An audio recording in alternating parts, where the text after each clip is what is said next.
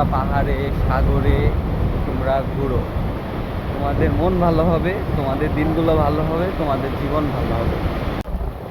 Guliakhali C বিচে বিকালবেলা একা একা হাঁটছি।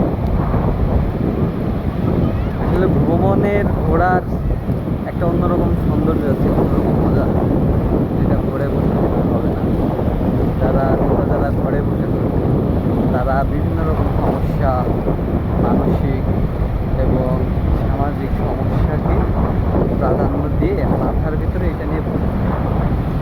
আবার ব্রেনকে বেশি কিছু ভাবার, বেশি কিছু দেখার, বেশি কিছু বোঝার কিন্তু সুযোগ দেওয়া। তাই যারা মানসিক